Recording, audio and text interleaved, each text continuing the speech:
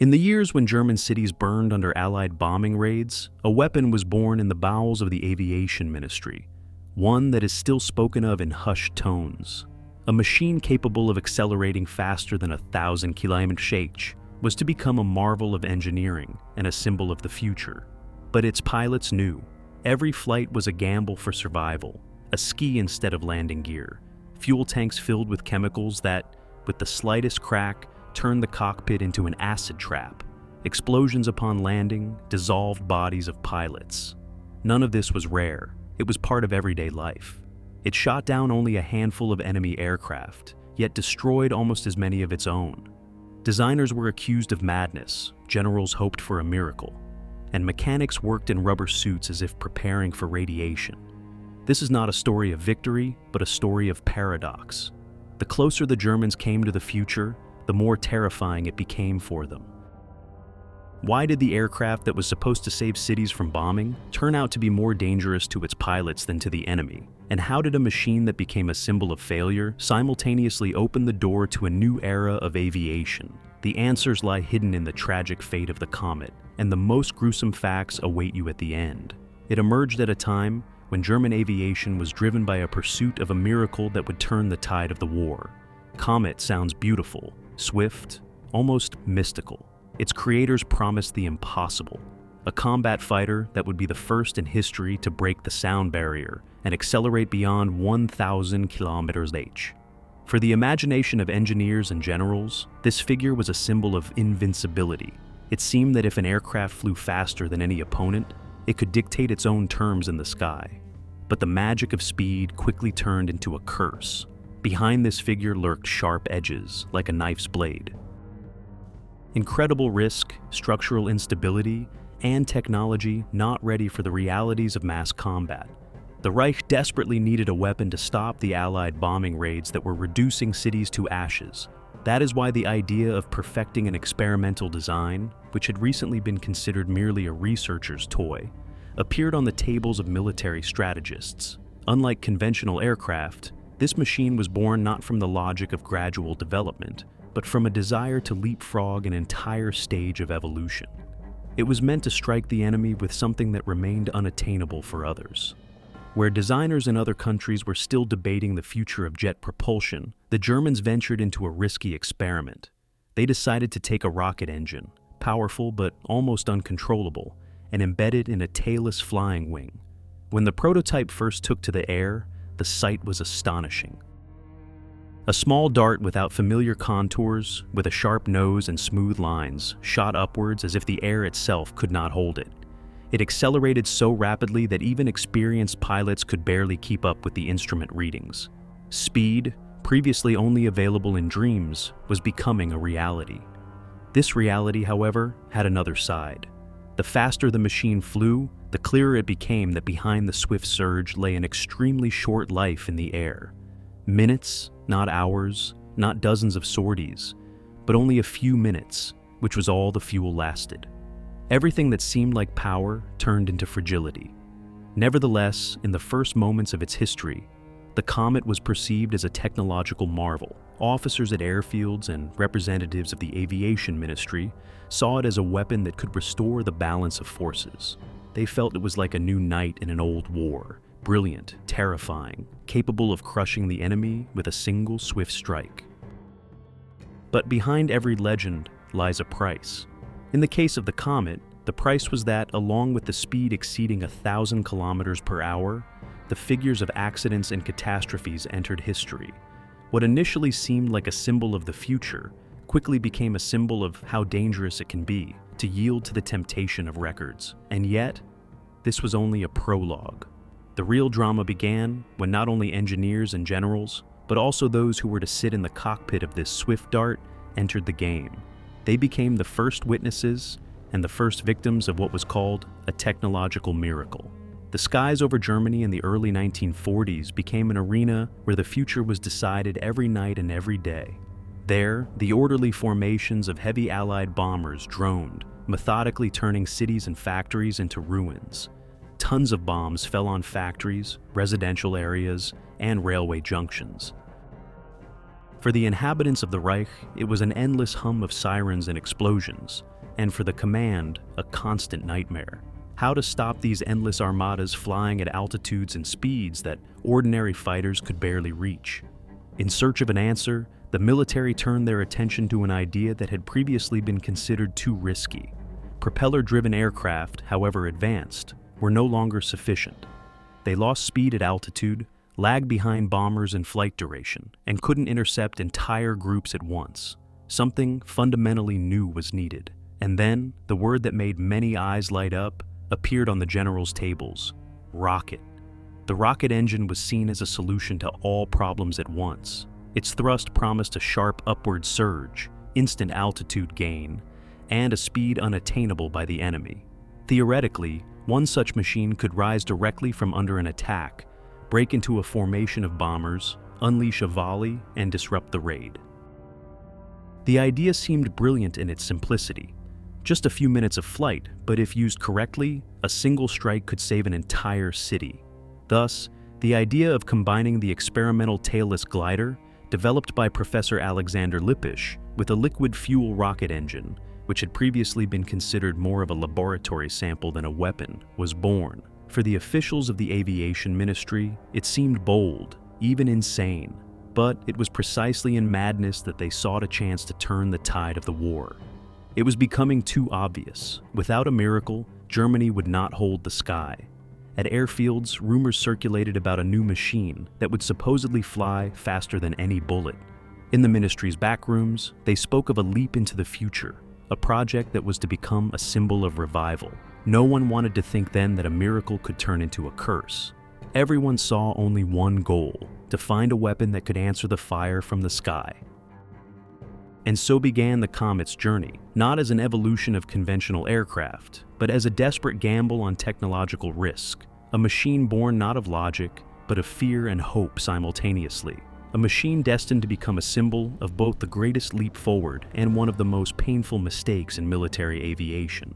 The history books christen this aircraft the Messerschmitt, although in reality, Willy Messerschmitt's firm had only an indirect role in its creation. The name was seemingly attached for weight, to make the new weapon sound more substantial and inspire confidence. In fact, the chief architect of the Komet was Professor Alexander Lippisch, a man who had been working on unconventional aircraft designs for many years and was convinced that the future of aviation did not have to have a tail and familiar outlines. Lippisch found himself in the right place at the right time. His work on tailless gliders had attracted interest even before the war, but it was the aerial bombardments that made them particularly relevant.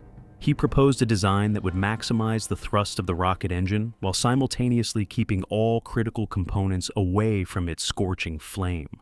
This solution was risky, but it seemed like the only way to withstand the monstrous pressure of Allied air power. Within the aviation ministry, there were those willing to support this risk. Dr. Boimker, head of the test department, was a passionate advocate of rocket propulsion and saw it as a chance to change the rules of the game. His deputy, Dr. Lawrence, went even further. He proposed combining Lippisch's ideas with a new engine, effectively giving birth to the future Komet. Both officials not only approved the experiment but actively promoted it, despite all objections. Ultimately, their determination and faith in unconventional solutions became the key to launching the project. The Komet's main pride, and simultaneously its curse, was its engine. The liquid fuel rocket engine looked like a marvel of engineering. In theory, it gave the machine a speed that other countries could only dream of. One pull of the lever, and the aircraft shot upwards, gaining altitude so rapidly that the pilot felt as if their body was being pressed into the seat twice as hard as usual. But this miracle came at too high a price. The fuel was a mixture of hydrogen peroxide and aggressive catalysts, which, in the confined space of the cockpit, turned into an invisible threat.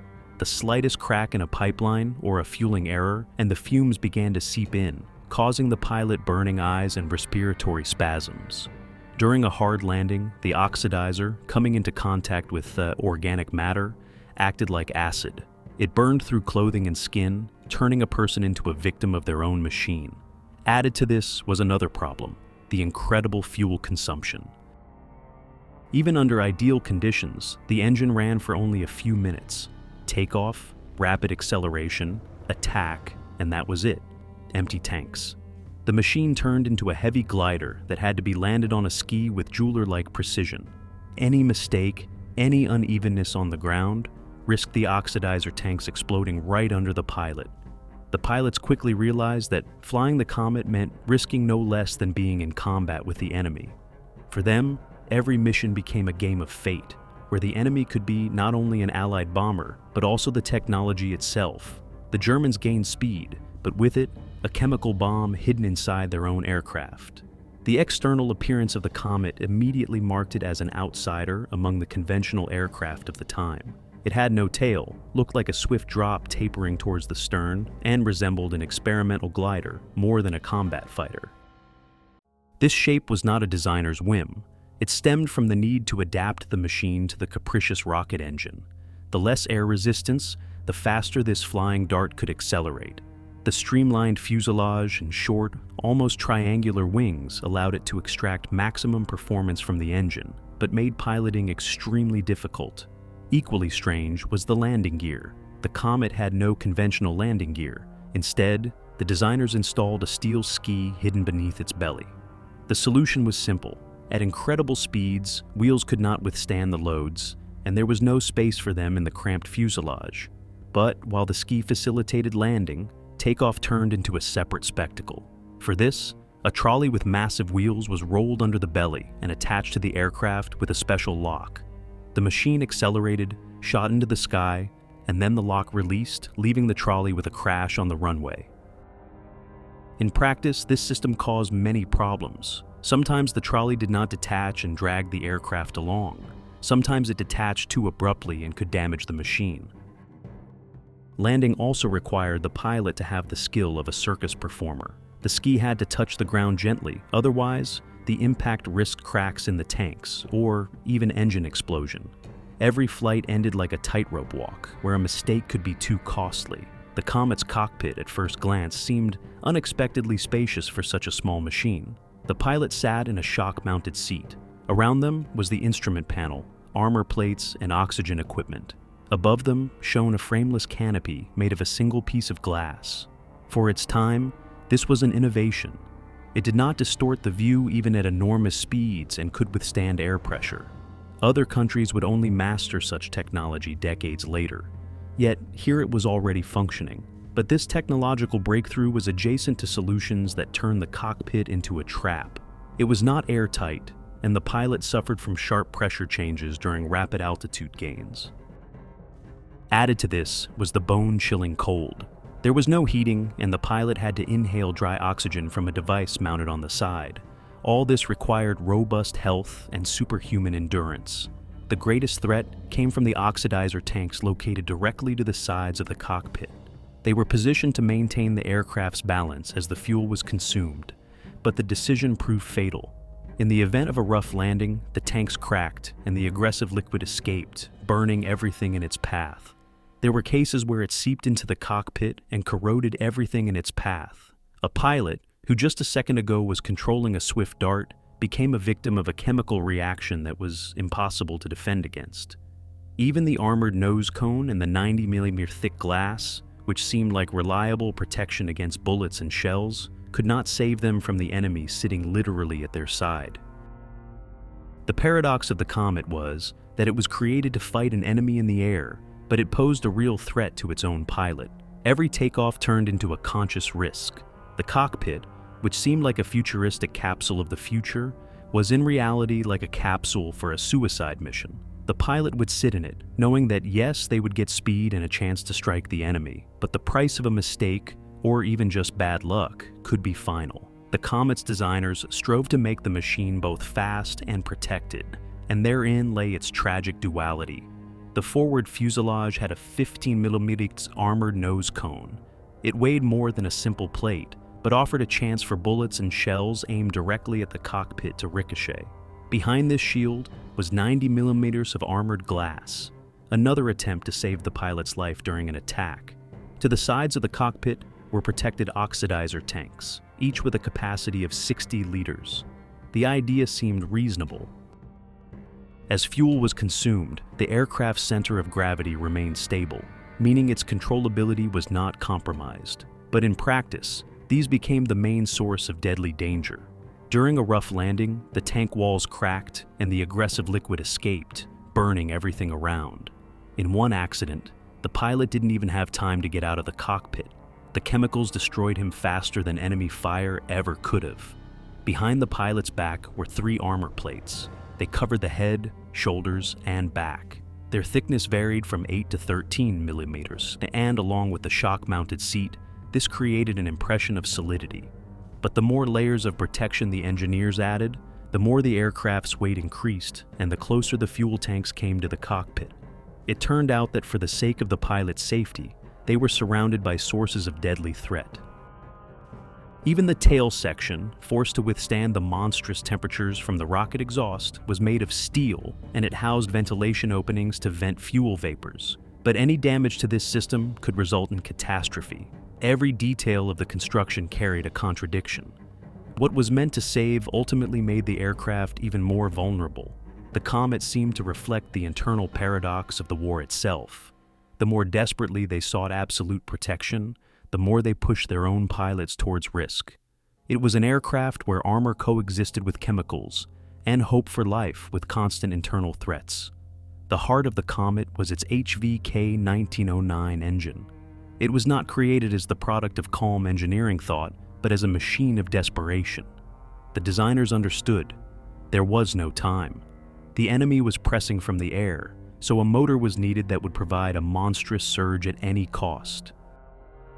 This unit ran on a mixture of 80% hydrogen peroxide and a special catalytic fuel, which included methanol, hydrazine hydrate, and water. When the components met inside the combustion chamber, a vigorous chemical reaction began, turning the liquid into superheated gas. It was this gas that erupted outwards with monstrous force, pushing the aircraft forward. For the pilot, it looked like explosive thrust. One pull of the lever, and the Komet shot upwards like an arrow, leaving the enemy no chance to escape the attack. But this engine had 2 faces. The first chamber, the starting chamber, provided a colossal thrust of up to 1,700 krs with which the aircraft soared into the sky. The second, the cruising chamber, operated at a constant power of about 300 krs, maintaining flight at cruising speed. Theoretically, this provided balance, an explosive start, and a more economical mode in the air. In practice, however, both chambers remained extremely unreliable. Every minute the engine ran was a struggle against its caprices: overheating, leaks, sudden surges. All of this turned flight into a test of nerves, and the most terrifying thing was that the tanks contained over a ton of aggressive mixture, which, with the slightest malfunction, could ignite or corrode the aircraft from the inside. Even the provided valve for emergency oxidizer dumping did not always save the situation. There was often simply not enough time to react. Thus, the Komet turned out to be the embodiment of contrast. The engine gave it a speed unattainable by anyone else, but at the same time, it took away reliability and turned every sortie into a dangerous experiment. The chemicals accelerated it to record-breaking speeds, but at the same time, deprived it of the most important thing: confidence that the pilot would return to Earth alive. When the Komet finally entered combat, hopes were pinned on it as a weapon that would turn the tide in the air. Allied bombers had become accustomed to feeling like masters of the sky.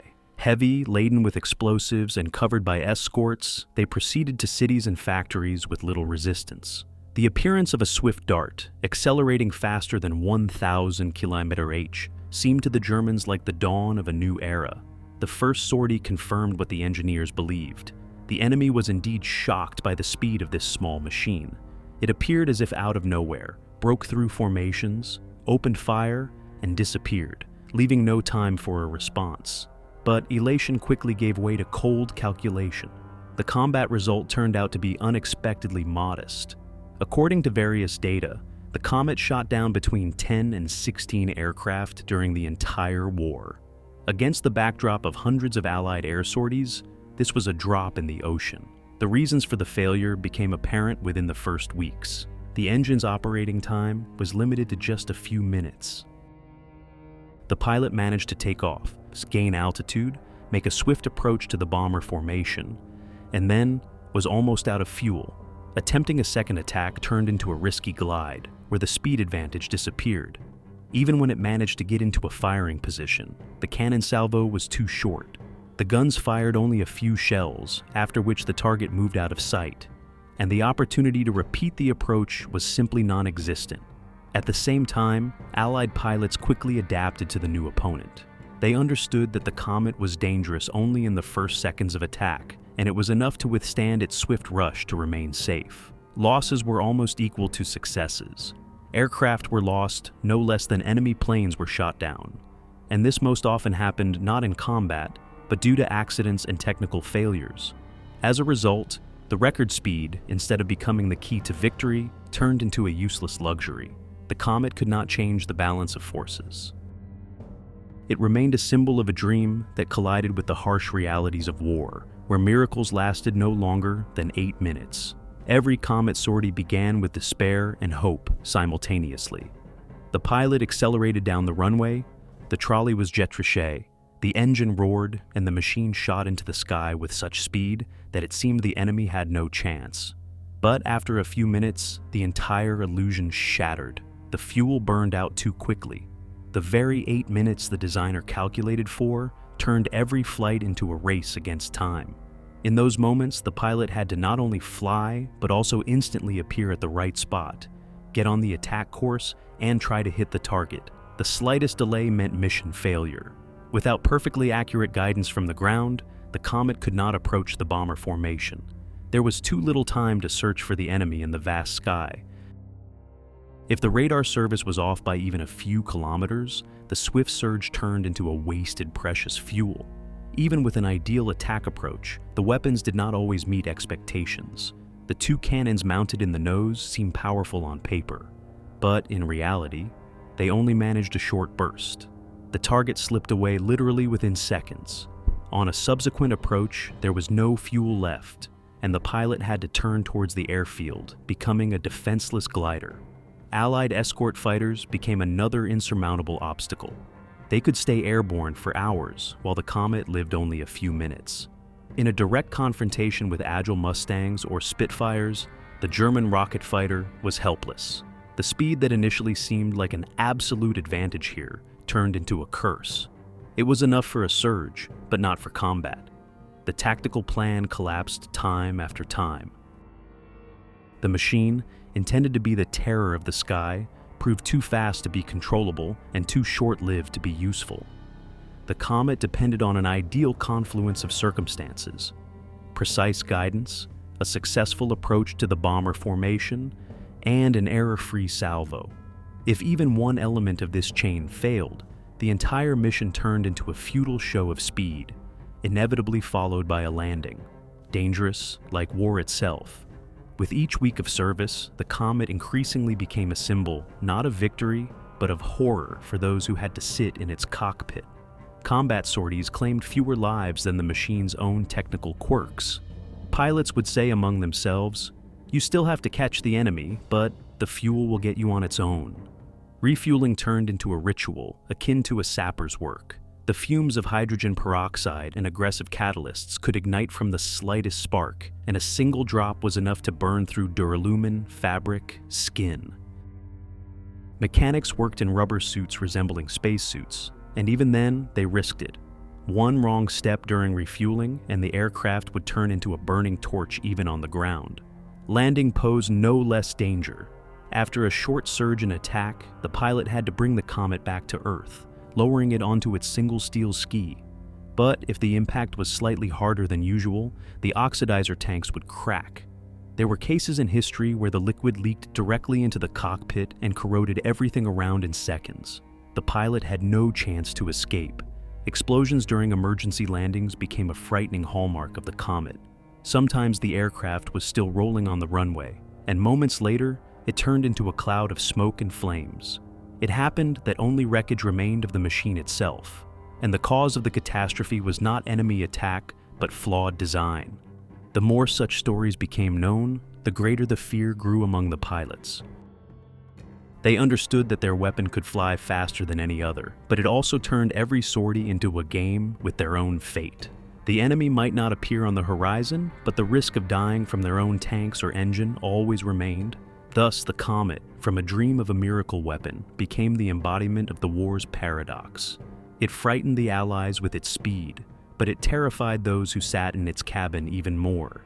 In the end, for German pilots, this aircraft often proved more terrifying than the bombing raids for which it was created. By the end of the war, about 300 Komets had rolled off the Reich's assembly lines. For the scale of aviation, this was not much, but enough to experience all the contradictions of this machine. In combat, it managed to shoot down only a few dozen enemy aircraft, and according to other data, even fewer than 20. At the same time, its own losses caused by accidents, failures, and crashes during landing were almost equal, if not greater. Thus, statistics mercilessly destroyed the myth of a miracle weapon that was supposed to turn the tide of the war. And yet, the Komet did not disappear without a trace. It remained in history as a symbol of a transitional era, a time when the world was bidding farewell to propellers and learning to live in the age of jet propulsion. Many of its solutions seemed crazy, but it was precisely in them that the seeds of future technologies lay hidden. The frameless glass canopy, the swift altitude gain, the compact fuselage shape, all of this became a standard practice decades later. Even the Komet's mistakes became lessons that helped other countries create their jet fighters without deadly compromises. This is where its shadow lay, not a victorious one, but one that remained forever in memory. It showed that the race for records can cost more than defeat in battle, that the pursuit of speed for speed's sake turns a machine into a weapon against its own pilots. The Komet became a warning to future engineers and generals. Before chasing a number, it is worth asking if a human can withstand it. Today it can be seen in museums, small, streamlined, with a ski instead of landing gear. It looks more like an exhibit from the future that accidentally ended up in the past. And this, perhaps, is its main legacy. It was ahead of its time, but precisely because of this, it remained not a weapon of victory, but a tragic testament to the fact that sometimes speed kills an idea faster than the enemy.